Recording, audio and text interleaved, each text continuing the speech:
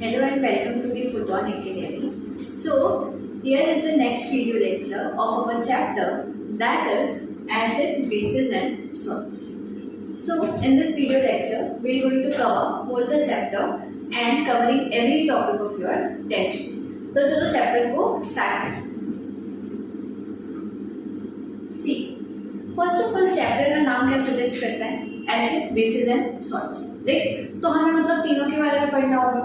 तो सबसे पहले हम किसको डिस्कस करेंगे? एसिड्स को डिस्कस करेंगे कि बेसिकली एसिड्स होते क्या हैं. तो see you have to remember some of the properties. That is कि जो तुम्हारा एसिड है that is a substance that taste sour because they contains acid. तो जो खट्टी चीजें होती है जिनका टेस्ट सोर होता है वो क्या होता है? एसिड होता है, क्योंकि उनके अंदर क्या होता है? एसिड होता है. अब जो सब्सटेंसेस खट्टे हैं उनके अंदर एसिड प्रेजेंट है, जिसकी वजह से वो कैसे लगता है? खट्टे लगते हैं. Right, now the chemical nature of this substances must be acidic. तो देखो एसिड है किसी सब्सटेंस के अंदर, तो इसका मतलब क्या है कि उसका नेचर क्या हो गया? एसिडिक नेचर है. राइट, तो जो खट्टे होंगे वो एसिडिक. सिंपल है, जैसे कि इसका एग्जांपल है, देखो यहाँ पे lemon, orange, vinegar and tamarind. This substances taste sour. तो ये किसके अंदर आता है? सारे एसिड्स के अंदर आते हैं. देन नाउ सेम चीज में बेसिकली बेसिस क्या होता है? तो देखो बेसिस ऐसे सब्सटेंसेस होते हैं जिनका टेस्ट कैसा होता है? बिटर होता है.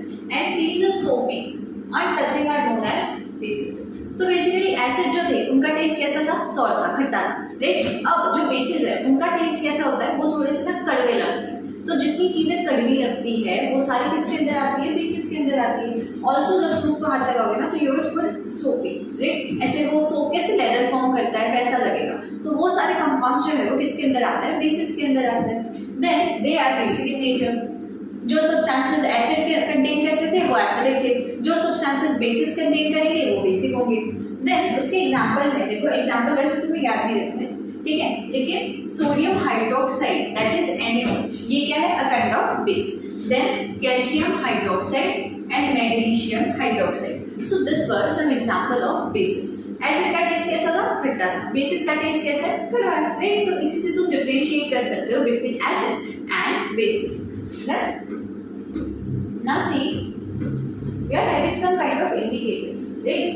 अब इंडिकेटर का मतलब क्या होता है? किसी चीज को इंडिकेट करना. राइट, इट वाज इंडिकेटिंग, कुछ बता रहा है तुम्हें, है ना. तो इंडिकेटर ऐसे सब्सटेंसेस होते हैं जो तुम्हें किसी भी सब्सटेंस का नेचर बताएंगे कि वो एसिडिक है, बेसिक है या फिर न्यूट्रल है. ठीक है, अब न्यूट्रल क्या होता है वो हम आगे लिखेंगे. So indicators are, if you go definition wise, so special type of substances that are used to test whether the substance is acidic or basic, and the substances are known as indicator.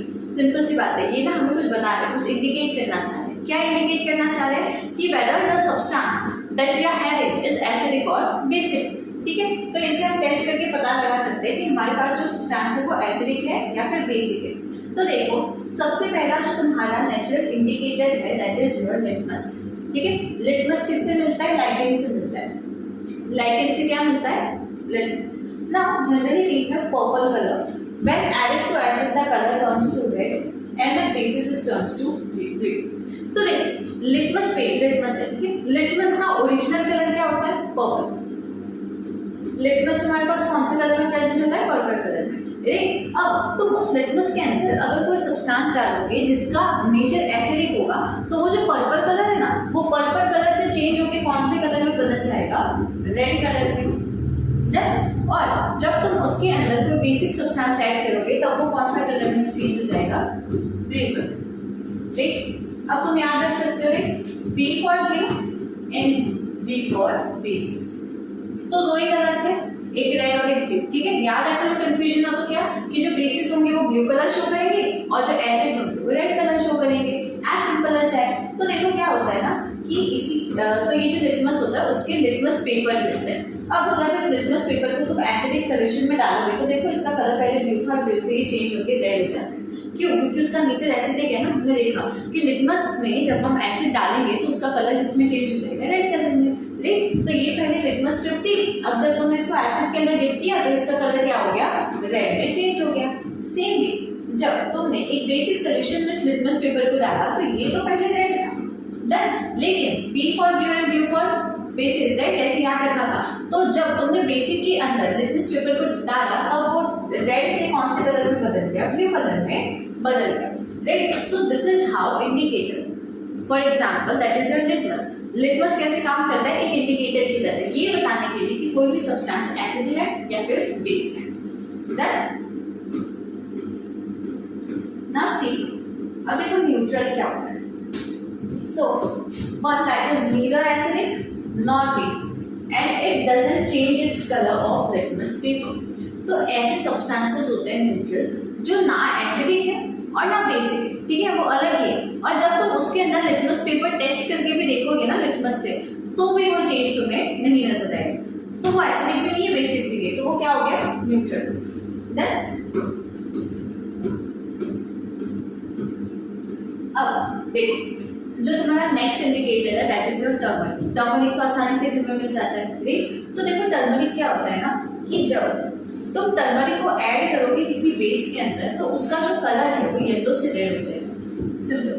देखो turmeric से तुम acid है कि नहीं ये पता नहीं लगा सकते, लेकिन कोई भी सब्सटेंस बेसिक है कि नहीं ये पता लगा सकते हो। तो जब हल्दी के अंदर तुम कोई बेस को ऐड करोगे ना तो हल्दी तो येलो कलर की होती है, राइट। तो वो येलो से कौन से कलर में टर्न हो जाएगा, रेड कलर में टर्न हो जाएगा, राइट। तो इससे तुम पता लगा सकते। Now let's go to the next indicator that is your China rose. तो जो चाइना रोज तुमने देखा होगा ना, चाइना रोज का फ्लावर आता है that is hibiscus flower, red colour का फ्लावर होता है, राइट। तो क्या करते हैं कि रेड कलर का जो फ्लावर उन्होंने उसको लिया, उसको पानी में बॉईल किया जब तक उसका जो सारा कलर है वो पानी के अंदर नहीं आ जाता, ठीक है। अब उस पानी में क्या किया, एसिड डाला, बेस डाला और न्यूट्रल सोल्यूशन डाला। देखो तो क्या होता था कि जो एसिडिक सोल्यूशन है वो कौन से कलर के हो जाते थे, डार्क पिंक कलर के। अब देखो हिबिस्कस का फ्लावर तो रेड कलर का होता है, as you can see here that flower का कलर क्या है, रेड कलर। तो जब तुमने इसको बॉईल किया होगा ना तो इसका रेड कलर पानी में चला गया, देखो ये रेड कलर का दिख रहा है।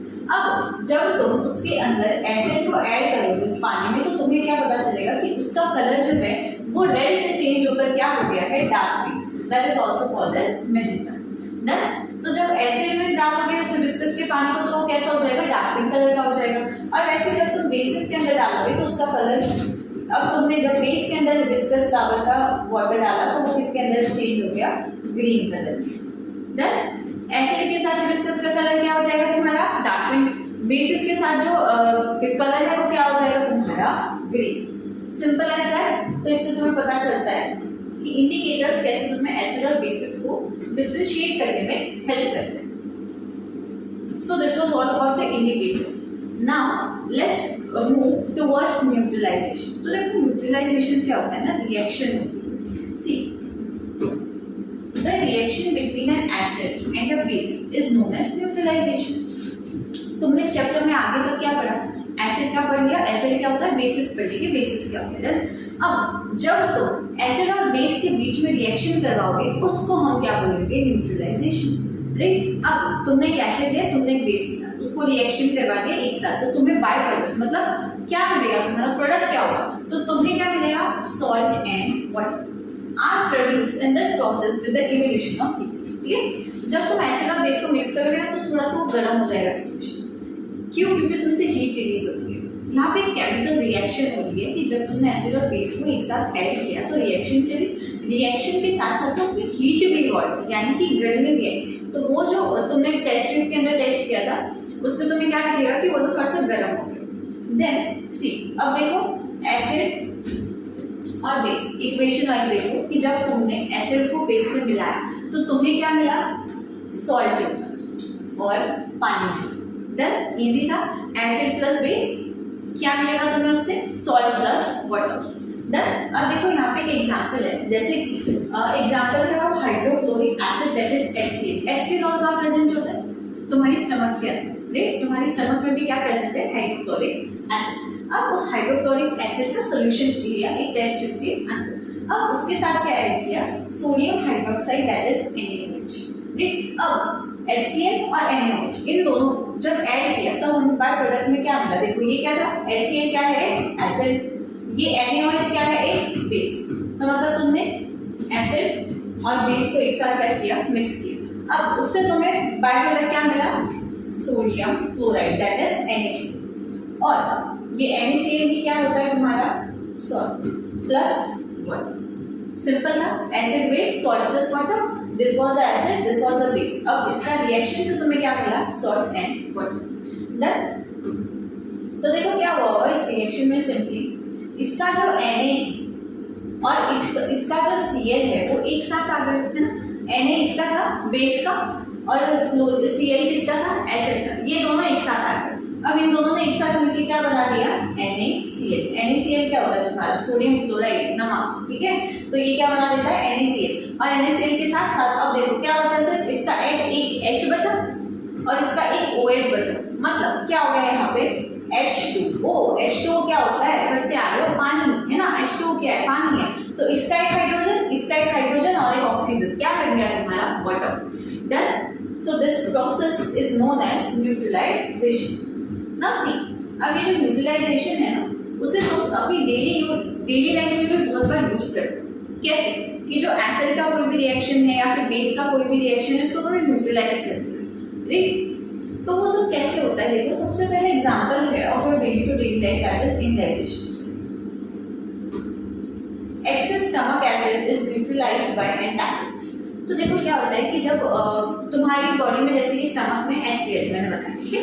HCl कैसा है, एसिडिक। अब कभी कभी क्या होता है ना कि एसिड की क्वांटिटी बढ़ जाती है, हाइपर एसिडिटी जिसको बोलते हैं। तो उस केस में क्या किया जाता है, तुम्हें उसको न्यूट्रलाइज करना। तो वो एसिड बहुत बन गया, अब उसको न्यूट्रल करना, उसको कम कर देना ताकि राहत मिले। So what did you do is, उसके अंदर क्या करते हैं हम, एंटासिड्स ऐड करते हैं। एंटासिड्स टैबलेट्स जो होती है जिनके अंदर एंटासिड्स हो, उसको कंज्यूम करते हैं। एंटासिड क्या होता है, मैग्नीशियम हाइड्रोक्साइड। मतलब यहाँ स्टमक में क्या बन रहा था, एसिड। अब उसको कम करने के लिए तुमने क्या दिया, बेस। तो ये न्यूट्रल हो गया, है ना, न्यूट्रलाइज कर दिया उसने ना, इक्वलाइज कर दिया। तो ये जो एसिड की क्वांटिटी थी और उसके अंदर तुमने बेस को ऐड किया, तो क्या हुआ, सब कुछ न्यूट्रल हो गया, सब सही हो गया, ठीक है। Now the next one is ant. तो जब वो मकड़ी होती है, सॉरी मकड़ी, जो एंट होती है बैक्टीरिया की, जब वो तुम्हें बाइट करती है तब वो क्या निकालती है अपने अंदर से, फॉर्मिक एसिड। उसकी बॉडी में क्या प्रेजेंट होता है, फॉर्मिक एसिड। तो जब एंट ने तुम्हें बाइट किया ना, तो तुम्हारी बॉडी में क्या चला गया, उसके अंदर का थोड़ा सा फॉर्मिक एसिड चला गया। Now that is neutralised by baking soda. तो जब भी एंट बाइट कर ले तो तुम्हें उसके ऊपर क्या लगाना चाहिए, बेकिंग सोडा। वो लगाने से क्या हो जाएगा, न्यूट्रलाइज हो जाएगी रिएक्शन। सी यहाँ पे क्या था, formic acid is a kind of acid, ठीक है।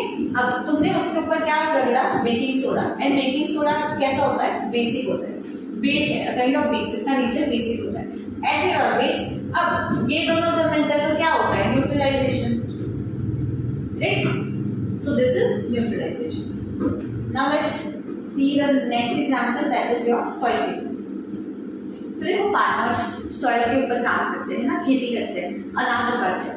अब क्या होता है, कभी कभी ये जो सॉइल है वो ना बहुत ज़्यादा एसिडिक हो जाती है, उसके अंदर ना एसिड का जो कंटेंट है वो बहुत ज़्यादा इंक्रीज हो जाता है। So it is treated with bases like quicklime that is calcium oxide और slaked lime that is calcium hydroxide.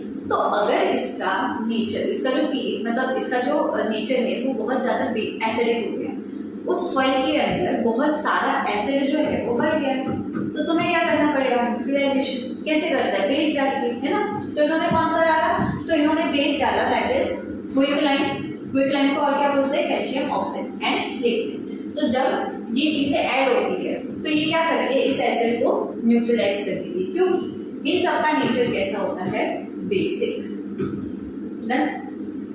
Now if the soil is basic, अब देखो कंडीशन क्या होगी कि मान लो कि सॉइल के अंदर ना बेस बहुत बढ़ गया, बेसिस बहुत बढ़ गए, तो क्या करते हैं, organic matter compost is added to it. तो उसके अंदर क्या डाला जाता है, ऑर्गेनिक मैटर। ऑर्गेनिक मैटर जो है, तो ये जो ऑर्गेनिक मैटर है इसका नेचर कैसा होता है, एसिडिक। तो जब बेसिक बहुत ज्यादा बढ़ गया था, फिर तुमने उसके अंदर क्या डाल दिया, ऑर्गेनिक मैटर जिसका नेचर कैसा है, एसिडिक। अब जब एसिड और बेस मिले तो क्या हुआ, न्यूट्रलाइजेशन। जिससे वो जो प्रोसेस थी वो न्यूट्रलाइज हो गई और सॉइल जो है वो अब अच्छा हो गया। ठीक है, सॉइल की क्वालिटी इंप्रूव हो गई, ना वो ज़्यादा एसिडिक रहा ना वो ज़्यादा बेसिक रहा। अब उसके ऊपर जो भी क्रॉप्स ग्रो होंगी वो अच्छे से ग्रो कर पाएंगे। Done. Now the last one is your factory waste. The waste of many factories contain acid. तो देखो बहुत सारे फैक्ट्रीज वर्कआउट करती रहे, तो क्या होता है कि फैक्ट्रीज में जो वेस्ट निकलता है बाहर, उन्होंने तो कुछ ना कुछ प्रोडक्ट बनाया होता है ना, फैक्ट्रीज में क्या होता है कुछ बनता है ना। अब बनने के बाद जब उसका वेस्ट प्रोडक्ट बाहर निकलता है तो उसका नेचर कैसा होता है ना, एसिडिक। तो बहुत सारे एसिड्स प्रेजेंट होते हैं उसके अंदर। अब देखो क्या होता है कि वो फैक्ट्री का जो वेस्ट है उन्होंने सीधा मान लो कि किसी नदी में छोड़ दिया। अब नदी के अंदर क्या चला गया, एसिड चला गया, राइट। अब वो पानी जो है वो भी कैसा हो जाएगा, एसिडिक हो जाएगा, जिसकी वजह से पानी में जो फिशेज रह रही है, जो भी एक्वेटिक एनिमल्स हैं, प्लांट्स हैं, वो सब एसिड की वजह से क्या हो जाएंगे, मरने लग जाएंगे, राइट। तो इसीलिए फैक्ट्री का जो वेस्ट है वो डायरेक्टली रिवर्स में या फिर किसी भी स्ट्रीम के अंदर नहीं डाला जाता, क्योंकि ऐसा करने से उनका नेचर कैसा हो जाता है, एसिडिक, जिसकी वजह से एक्वेटिक एनिमल्स एंड प्लांट्स की डेथ हो सकती है। Now the factory waste are therefore neutralized by adding basic substances. तो क्या करते हैं वो लोग, पहले उनका जो एसिडिक वेस्ट प्रोडक्ट निकला उसके अंदर बेसिक सब्सटेंसेस को ऐड करते हैं और उनको क्या और इससे क्या हो जाता है, न्यूट्रलाइजेशन। मतलब वो जो वेस्ट था, वो जो एसिड था, एसिड में बेस डाला, जिसकी वजह से वो जो वेस्ट प्रोडक्ट था वो कैसा हो गया, न्यूट्रलाइज हो गया। अब वो डिस्चार्ज करने से एक्वेटिक प्लांट्स और एक्वेटिक एनिमल्स को कोई भी डिसएडवांटेज नहीं होगा, वो नहीं होगा। So this was all. Nuclearization plays an important role in our everyday life. So this is all about this chapter. Hope you guys enjoyed the video lecture. Thank you everyone. Stay tuned with Photon Academy for more video lectures.